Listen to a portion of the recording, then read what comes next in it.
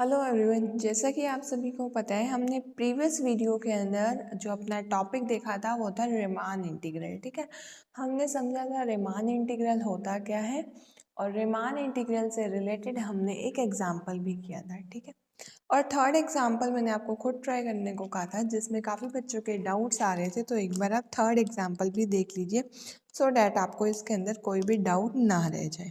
ठीक है, other than this इसके बाद जो हमारी नेक्स्ट वीडियो रहेगी वो 1.1 की लास्ट वीडियो रहेगी, क्योंकि उसके अंदर हम डिस्कस करेंगे अपने रिमेनिंग दो एग्जाम्पल्स जो कि एग्ज़ाम पॉइंट ऑफ व्यू से बहुत ही ज़्यादा इम्पॉर्टेंट है। तो नेक्स्ट वीडियो आप ज़रूर देखना। अगर इस क्वेश्चन के अंदर आपको डाउट है तो ये वीडियो आप देख सकते हैं, अदरवाइज इसके अंदर यही वाला क्वेश्चन ही होगा, आप इसको स्किप करके डायरेक्टली नेक्स्ट वीडियो भी देख सकते हैं। ठीक है, और इसके अलावा हमारे पास रियल एनालिसिस का chapter number 4th and 5th already मेरे पेज पर अपलोडेड है, प्लस ग्रुप्स एंड ड्रिंक्स का चैप्टर 1, 3, 5, 4, 5 एंड 6 अभी क्या है कि सिर्फ 2 ही लेक्चर्स अपलोड हुए हैं, उसके अभी बाकी लेक्चर्स अपलोड होने रहते हैं। ठीक है, सो आपको इन चैप्टर से रिलेटेड कोई भी डाउट हो तो आप प्लेलिस्ट में जाकर लिंक चेक कर सकते हैं, अदरवाइज आपको डिस्क्रिप्शन के अंदर भी लिंक मिल जाएगा। ठीक है, तो चलिए अब देखते हैं इस एग्जाम्पल की स्टेटमेंट क्या है।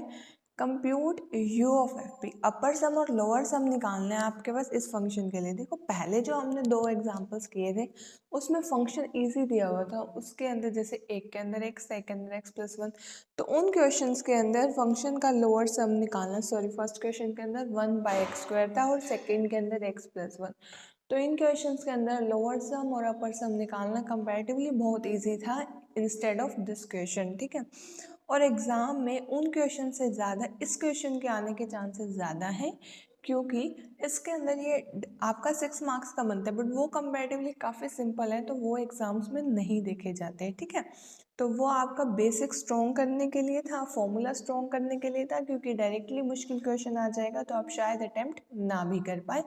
तो एक बार आपको फॉर्मूलाज अच्छे से क्लियर हो गए, अब आपको इस क्वेश्चन को स्टार्ट करना है। ठीक है, क्योंकि अब देखो अगर आपने बेसिक ही नहीं कर रखा होगा तो आप कॉम्प्लिकेटेड चीज़ कैसे ट्राई कर सकेंगे। फंक्शन इस बार हमें दिया हुआ है साइन ऑफ एक्स, जहाँ पर आपके पास एक्स कहाँ से ले सकते हो आप, first quadrant that is 0 to π/2।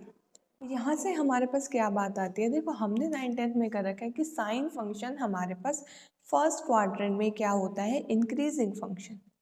क्या होता है, इंक्रीजिंग फंक्शन। तो कोई भी अगर आप rth इंटरवल लोगे तो उसका जो लास्ट वाला पॉइंट होगा, जैसे कि जैसे मैंने ले लिया XR-1 से XR, अभी ये बात मैं आपको दोबारा भी बताऊंगी कि XR पे तो आएगा अपर बाउंड और XR-1 पे आएगा लोअर बाउंड, क्योंकि ये फंक्शन किस तरीके से है, इंक्रीजिंग, तो लेफ्ट वाली जो आपकी वैल्यू है उस पर कम वैल्यू आएगी इन कंपेरिजन टू राइट वाली वैल्यू। ठीक है, तो अगर डिक्रीजिंग फंक्शन होता तो इसका रिवर्स होता, अगर जैसे आपके पास इंटरवल दिया हुआ है मान लो ए बी और डिक्रीजिंग फंक्शन है तो ए पर मैक्सिमम वैल्यू आएगी, बी पर मिनिमम। अगर इंक्रीजिंग फंक्शन है तो ए पर मिनिमम वैल्यू आएगी और बी पर मैक्सिमम वैल्यू आएगी। By taking partition p is equal to 0 π/2n 2 π/2n, इस तरीके से अप टू n π/2n। देखो पार्टीशन किस तरीके से करना है ये भी आपको इस क्वेश्चन के अंदर ऑलरेडी दिया हुआ है, ऑफ π/2 का आपको इस तरीके से पार्टीशन करना है, और उसके बाद आपको क्या दिखाना है, प्रूव करके कि आपके पास जो f है वो r इंटीग्रेबल है। r इंटीग्रेबल के लिए हमें क्या दिखाना होता है, lower Riemann is equal to upper Riemann. ठीक है, तो इसमें काफ़ी चीज़ें पूछ रखी है इस क्वेश्चन के अंदर, तभी ये क्वेश्चन एग्जाम में देखने को मिल जाता है। ठीक है, तो चलिए स्टार्ट करते हैं इस क्वेश्चन को। सबसे पहले हम देखेंगे हमारे पास जो चीज़ें गिवन है हम उसे लिख लेंगे। ठीक है, देखो इसके बाद मैंने यहाँ पर क्या लिखा है, बिल्कुल सिंपल सी बातें लिखी है, ऐसा मत देखना है इतना सब लिख दिया, ये आपसे ही आपको ही बताऊंगी मैं किस तरीके से लिखना है। एफ एक्स मैंने लिखा, साइन एक्स बिल्कुल एज इट इज़ जो आपके पास इस क्वेश्चन के अंदर फंक्शन गिवन था, पार्टीशन भी मैंने वही लिखा है। बस देखो पार्टीशन के अंदर जो आपको क्वेश्चन के अंदर वैल्यू है वो 0 π/2n 2 π/2n up to n π/2n लिखा हुआ है। हमें तो देखो rth इंटरवल की ज़रूरत होती है ना, क्योंकि फॉर्मूले के अंदर हम MR DR इस तरीके से पुट करते हैं, तो हमें rth इंटरवल की रिक्वायरमेंट है, तो इस तरीके से हमने इसको r टर्म्स में ब्रेक कर दिया। देखो फर्स्ट वाले दो से इंटरवल बनेगा हमारे पास I1 that is 0 to π/2n, तो एक तरीके से हम क्या देख रहे हैं, जो हमारे पास यहाँ पर बेस में टर्म है, ठीक है, बेस में टर्म 1 थी, 1 minus 0 sorry 1 minus 1 pi by 2n up to 1 into pi by 2n, इस तरीके से बनेगा। सेम चीज़ मैंने rth के लिए यूज़ की। जैसे भी आपको क्लियरली दिख रहा है कि nth इंटरवल के अंदर क्या आएगा, n माइनस वन से लेके n वाली टर्म, ठीक है। तो rth इंटरवल के अंदर क्या आएगा, r माइनस वन वाली टर्म से लेके r वाली टर्म, क्योंकि लास्ट क्या होता है nth। ऐसे ही हमने सिमिलर पैटर्न से r को रिप्लेस कर दिया n से, तो हम इजीली अपना rth इंटरवल निकाल सकते हैं। तो rth इंटरवल हमारे पास क्या होगा, ये r minus one into pi by में 2n up to r pi by 2n, ठीक है। इस तरीके से आपको rth इंटरवल निकालना है। Where r varies from, r कहाँ से वेरी होगा, 1 से, 1 2 3 अप टू n, क्योंकि देखो जब हमने r की वैल्यू 1 पुट की, डेट इज i1 के अंदर, तो हमारे पास क्या आ जाएगा, यहाँ बन जाएगा 0 और यहाँ पे बन जाएगा r pi by 2n, that is 1 pi by 2n, यही बन रहा है i1। चेक करने के लिए जस्ट मैंने आपको ये बताया है कि आपको r की एक बार आपने वैल्यूज दिखा दी वहाँ पे 1 to n, और एक बार चेक करके भी देख लीजिए किसी भी एक इंटरवल से। और नॉर्मली हम जब चेक करते हैं कि हमने जो rth इंटरवल लिखा है वो सही है या गलत, तो या तो आप फर्स्ट इंटरवल की हेल्प लेंगे और या फिर आप लेंगे लास्ट इंटरवल की हेल्प। बीच में से कहीं पर भी चेक नहीं करना, कंफ्यूजन हो जाएगी। फर्स्ट और लास्ट में चेक करना बहुत इजी और बहुत सिंपल हो जाता है हमारे लिए, ठीक है। अब हम देखेंगे capital M R. Capital M R हमारे पास क्या होता है, LUB of F on IR। अब मैंने आपको ये बताया था कि इंक्रीजिंग फंक्शन है, तो बाद वाले पॉइंट पर मैक्सिमम वैल्यू आएगी in comparison to this increasing function है, तो जो f ऑफ a की वैल्यू आएगी वो f ऑफ b से छोटी आएगी। ऐसे ही जो f ऑफ b आएगा वो ग्रेटर देन और equal to f of a आएगा। इसका रिवर्स चलता है डिक्रीजिंग फंक्शन के अंदर। तो फिलहाल हमें पता है 0 to पाई बाई 2 के अंदर, यानी कि फर्स्ट क्वाड्रेंट के अंदर हमारे पास साइन क्या होता है, इंक्रीजिंग फंक्शन होता है। साइन 0 की वैल्यू 0 होती है और साइन पाई बाई 2 की वैल्यू होती है 1। साइन कॉस का आपको अगर आप डायग्रामेटिकली देखें, साइन कॉस इस तरीके से भी आप देख सकते हो, ठीक है। तो हमें क्या देखना है मेन, कि इंक्रीजिंग फंक्शन है तो बाद वाले पॉइंट पर मैक्सिमम वैल्यू आएगी, मैक्सिमम मतलब सबसे ज़्यादा वैल्यू आएगी in comparison to this point. तो हमारे पास यहाँ पर बाद वाला पॉइंट कौन सा है, r पाई बाई 2n, तो इसका LU भी हमारे पास क्या हो जाएगा, sine of r pi by 2n।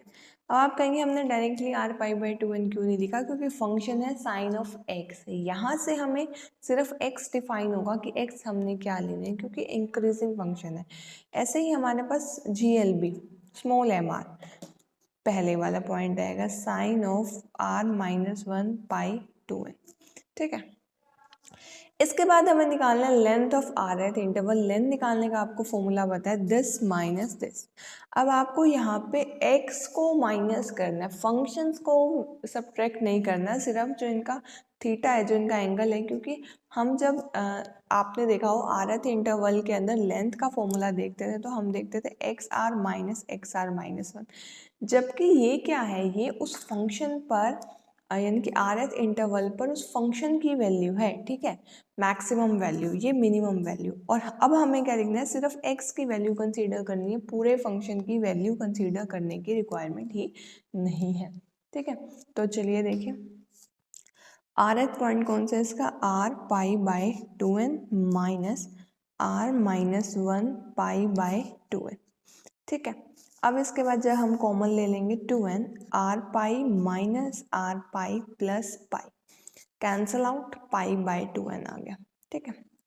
ये हमारे पास आ गया लेंथ ऑफ rth इंटरवल। अब हमने क्या निकाल लिया, mr निकाल लिया, small capital mr small mr और डेल्टा r, ठीक है। फॉर्मूले के अंदर u ऑफ fp और l ऑफ fp हम अब इजीली निकाल सकते हैं। u ऑफ fp में आपको कैपिटल mr चाहिए और हमें L ऑफ fp में हमें चाहिए स्मॉल mr। तो चलिए देखते हैं किस तरीके से निकालेंगे हम। सबसे पहले देखिए u of fp। u of fp के लिए आपको क्या करना है, u ऑफ fp के लिए हमें एम आर डेल्टा आर निकालना है, जहाँ पर हमने एम आर डेल्टा आर दोनों ही वैल्यूज निकाल रखे। जस्ट हमें इसको सब्स्टिट्यूट करना है। Where R varies from 1 to n, capital M R आपके पास होगा sine R pi by N और डेल्टा आर आपके पास होगा पाई बाय 2n। अब देखो यहाँ पर आर वेरीज कर रहा है, आर वेरी कर रहा है 1 to n। इसका मतलब जब हमें इसका सबमिशन करना है तो पाई बाय 2n को हम बाहर निकाल सकते हैं और अंदर हमारे पास क्या बच जाएगा, submission R varies from 1 to n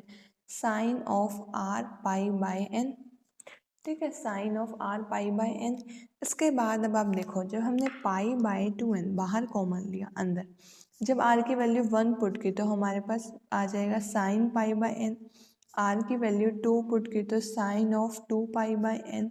up to जब आपने n वैल्यू पुट की तो हमारे पास क्या आ जाएगा, sine n pi by, sorry यहाँ पर 2, एक सेकेंड देखिए, यहाँ पर हमारे पास 2 आएगा। ऊपर से भी आप देख सकते हैं आर पाई बाय 2n था, तो यहाँ पर भी 2n, यहाँ पर भी 2n और यहाँ पर भी 2n। ठीक है, कैंसिल आउट हो गए, पाई बाय 2 बच जाएगा। कैंसिल आउट नहीं करना, अभी हम इसका एक फॉर्मूला लगाएंगे। जैसे कि आपने 12th के अंदर देखा था साइन सी प्लस टी का फॉर्मूला होता है, ऐसे ही अगर आपके पास n टर्म्स है उसका भी आपके पास एक फॉर्मूला होता है। देखते हैं फॉर्मूला क्या है। यहाँ पर देखो, पहला टर्म क्या है, पहला एंगल क्या है, पाई बाय 2n। लास्ट एंगल क्या है, एन पाई बाय 2n। एक बार देखिए डिफरेंस ऑफ ईच एंगल क्या है, कुछ एपी में है, पहले पाई, 2 पाई, 3 पाई अप टू n पाई। ठीक है, तो अगर हम एंगल्स का डिफरेंस देखें, हर टर्म के अंदर एंगल का कितना डिफरेंस आ रहा है, एंगल का डिफरेंस आ रहा है पाई बाय 2n, क्योंकि एंगल क्या है, x। और यहाँ पर भी हमने वही किया, ये भी x की वैल्यू है, ये भी, ये एक ज़्यादा वाली वैल्यू है इनकी, यही चीज़ तो हमने लेंथ के इक्वल लिया। तो इसका मतलब हर एक के अंदर difference of angle, difference of angle में अगर देखूँ तो डिफरेंस ऑफ एंगल भी मेरे पास डेल्टा आर के इक्वल ही आ रहा है, date is pi by 2n। अभी इसका फॉर्मूले के अंदर यूज होगा, इसीलिए मैंने निकाला है।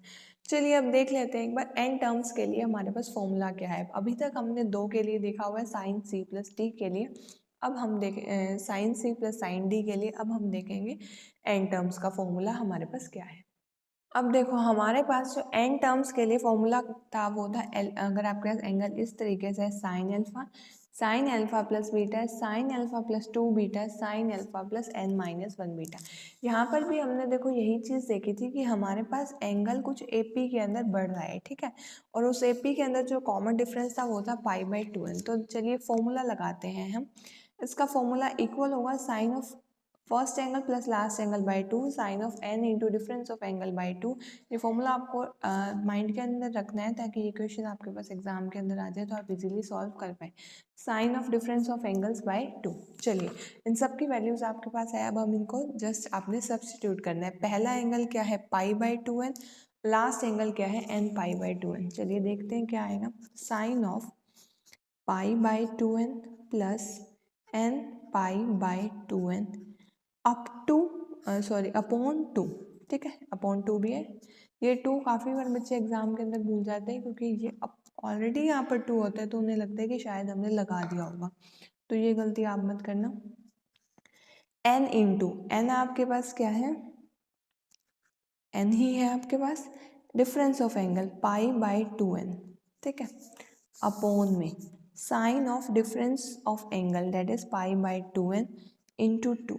ठीक है, इस तरीके से ये आपके पास फॉर्मूला आ जाएगा। ठीक है, तो आपको क्या करना है इसके अंदर, अब इनको सॉल्व करना है। जैसे n से n कैंसिल। ठीक है, तो हमारे पास यहाँ पर क्या बन रहा है, देखो अब यहाँ पर आपके पास साइन अलग अलग कर दिया आपने, इस 2 को इसके नीचे भी लिख दिया, इस 2 को इसके नीचे भी लिख दिया। यहाँ प्लस नहीं था, प्रोडक्ट था फॉर्मूले के अंदर, पाई बाय 2 था, अपॉन में 2, यहाँ पर क्या आ जाएगा पाई बाय 4। ठीक है, n into difference of angle upon 2 था, और नीचे आ जाएगा आपके पास साइन पाई बाय 4n। ठीक है, अब आपके पास साइन पाई बाय 4 क्या होता है, साइन पाई बाय 4 हमारे पास किसके इक्वल होता है, साइन पाई बाय 4 की value that is sine 45 is equal to 1 by root 2। ठीक है, अब आपको देखो क्या करना है इसके अंदर, हमने यहाँ पर ये एज इट इज़ फॉर्मूले की तो वैल्यूज पुट कर दी, बट आप एक चीज़ ध्यान से देखो, हमने जब u ऑफ एफ पे निकाला था तो हमारे पास ब्रैकेट के बाहर भी कुछ था, और वो ब्रैकेट के बाहर जो हमारे पास टर्म थी वो अभी भी तो प्रोडक्ट के अंदर आएगी। तो एक बार अगर आपने फॉर्मूला पुट कर दिया उसके बाद आपको ये भी देखना है कि u ऑफ एफ पी की हमारे पास वैल्यू क्या आ रही थी। ठीक है, अब आपके पास क्या आ जाएगा π/2n, और इस साइन π/4 की वैल्यू आपके पास आ जाएगी 1/√2। ठीक है, इसके बाद हमें क्या करना होगा, इसके बाद हमें ये करना है कि ये जो हमारे पास साइन π/4n प्लस π/4, देखो इसको हम कैंसिल आउट करके π/4 भी लिख सकते हैं। इसी चीज़ को आपको डिवाइड करना होगा साइन π/4n से। तो डायरेक्टली तो आप डिवाइड कर नहीं पाओगे, साइन a प्लस बी की वैल्यू हम यहाँ पर खोल देंगे, sine π/4 dot cos π/4 plus cos π/, sine A cos B, cos π/4 into sine π/4n into sine π/4। ठीक है, तो इस तरीके से आपने ऊपर न्यूमरेटर खोल दिया और नीचे आपके पास क्या है, साइन π/4n। ठीक है, अब आपको इसके बाद क्या करना है, इस चीज़ को डिवाइड करना है। एक बार इसके अपॉन में गए तो ये चीज़ पूरी की पूरी कैंसिल आउट, बाहर आपके पास क्या है 2√2n। ठीक है, ये पूरा का पूरा कैंसिल आउट, अंदर आपके पास क्या बच जाएगा कोस π/4, या फिर आप डायरेक्टली पहले भी निकाल सकते हो इस चीज़ को बाहर, कोस π/4 और साइन π/4 दोनों ही क्या है आपके पास 1/√2, डायरेक्टली आप इनको बाहर भी लिख सकते थे। मैं नेक्स्ट स्टेप के अंदर लिखूंगी कोट π/4n और नीचे साइन π/4n, ऊपर कोस नीचे साइन, तो आपके पास क्या बच जाएगा cot π/4n, cot π/4n into में साइन ऑफ π/4। ठीक है, अब हमारे पास ये जो वैल्यू आ गई ये किसके इक्वल आ गई, π/2√2n इंटू 1/√2। ये 1/√2 इन दोनों का निकाला है हमने, क्योंकि इन दोनों की वैल्यू हमारे पास क्या है 1/√2। अंदर हमारे पास क्या बच गया 1 plus coat π/4n, 1 plus coat π/4n। तो ये हमारे पास वैल्यू किस चीज़ की आ गई, u ऑफ एफ पी की। ठीक है, अब हमें बाद में आर इंटीग्रेबल भी प्रूव करना है, तो चलिए एक बार हम इसका अपर रिमान भी निकाल लेते हैं, क्योंकि अभी हमारे पास सारी वैल्यूज़ ऑलरेडी निकली हुई हैं, तो हमें अपर रिमान निकालने में ईजी हो जाएगा। अब आपको पता है अपर रिमान के लिए हम ये जो बार है ऊपर लगाएंगे, limit n tends to infinity. इसके बाद आपके पास क्या आता है, u of F P. u of F P आपके पास क्या आया था π/, देखो यहाँ से हम डायरेक्टली एज इट इज़ ये वैल्यू लिख देंगे। देखो एक 2 आपके पास ऑलरेडी बाहर था और 2√2 यहाँ पर है, यानी कि आपके पास आ जाएगा π/4n। ठीक है, इनटू में आपके पास है कोट π/4n प्लस में 1। इसी चीज़ को अब आप क्या लिख सकते हो, इसी चीज़ को हम लिख सकते हैं π/4n। यहाँ पर आपके पास कोट का बन जाएगा टेंजेंट π/4n प्लस में 1। ठीक है, इस तरीके से आपका ये हम इसको कोट को टेंजेंट के अंदर चेंज कर सकते हैं। चलिए एक बार के लिए अब हम क्या कर रहे हैं, इस लिमिट ये जो हमारे पास π/4n है इसको अंदर प्रोडक्ट कर रहे हैं, that is limit n tends to infinity π/4n tangent of π/4n plus π/4n। ठीक है, n टेंस टू इन्फिनिटी पर ये हमारे पास क्या बन जाएगा, ये हमारे पास बन जाएगा 0/0 फॉर्म एक तरीके से। ठीक है, और आपको पता है कि हमारे पास इसी को अगर मैं ऊपर 1 कर दूं और नीचे इसका ले आऊं एंगल π/4n, इसके अपोन में ले आऊं। ठीक है, तो आपको पता है limit x tends to 0, limit x tends to 0 tangent x/x आपके पास क्या होता है 1। ठीक है, तो आपके पास यहाँ पर क्योंकि n डिनोमिनेटर में है तो ये इन्फिनिटी के लिए अप्लाई होगा, और आपके पास इसकी वैल्यू बन जाएगी 1 और n टेंस टू इन्फिनिटी पर इसकी वैल्यू बन जाएगी 0 and that is equal to the value 1। तो ये हमारे पास आ गया अपर सम की वैल्यूज। ठीक है, एज इट इज़ पूरा का पूरा क्वेश्चन चलेगा आपका लोअर सम के लिए। अपर सम को इतने अच्छे तरीके से मैंने इसलिए बता दिया ताकि आपको लोअर सम के अंदर कोई भी प्रॉब्लम ना आए। जब आप lower sum that is L of F P की वैल्यू निकालेंगे तो आप देखेंगे आपके पास यहाँ पर इस बार प्लस की जगह माइनस आएगा, तो आपको एज इट इज़ करना है, बस यहाँ पर आपके पास ये जो प्लस है ये माइनस बन जाएगा, लोअर रिमान सम के अंदर, तो हमारे पास 1 माइनस 0 अगेन 1 आ जाएगा। आप देखेंगे कि दोनों ही इंटीग्रल्स की वैल्यू हमारे पास 1 के इक्वल आ जाएगी। डेट इज हम कह सकते हैं upper Riemann is equal to lower Riemann, so this function is R integrable. ठीक है, ये फंक्शन जो है रिमान इंटीग्रेबल होता है। हमें क्वेश्चन के अंदर प्रूव भी यही करना था और हमने दिखा दिया कि दोनों इंटीग्रल्स की वैल्यू हमारे पास 1 है, तो हम ये कह सकते हैं कि हमारे पास ये फंक्शन है आर इंटीग्रेबल। प्लस आपको इस क्वेश्चन के अंदर you of F P L of F P की वैल्यूज निकालनी थी, वो भी मैंने निकाल के बता दी। बिल्कुल एज इट इज़ एक एक स्टेप जैसा हमने यू ऑफ एफ पी के अंदर किया है वही का वही step L of F P के अंदर भी करना है और आपका इजीली क्वेश्चन सॉल्व हो जाएगा। ठीक है, तो उसको आपको ट्राई करना। कोई डाउट आए तो आप मुझसे कमेंट्स के अंदर पूछ सकते हो। इसके अलावा 3 मैंने अपने चैनल पर स्ट्रेटेजी वीडियोस अपलोड कर रखी हैं, एक ग्रुप्स एंड रिंग्स की, एक रिगल की और एक न्यूमेरिकल एनालिसिस की। आप में से जिन बच्चों ने अभी पढ़ना स्टार्ट किया है या जिनको सिलेक्शन कवर करना है एग्ज़ाम से पहले जल्द से जल्द, तो उसके अंदर मैंने बता रखा है कौन सा चैप्टर सबसे ईजी है, कौन सा डिफ़िकल्ट है, कौन सा आपको सबसे पहले करना चाहिए और कौन सा किसके बाद करना चाहिए। ठीक है, तो आपको उनको अच्छे से देखना है। डिस्क्रिप्शन के अंदर आपको उनका लिंक भी मिल जाएगा, सो डैट आपको किसी भी सब्जेक्ट के अंदर प्रॉब्लम ना आए। Thank you so much for watching my video. अगर आपको इस वीडियो का कंटेंट यूजफुल लगा हो तो अपने क्लास ग्रुप्स में और फ्रेंड्स के साथ शेयर कीजिए। Thank you so much for watching my videos. Have a nice day.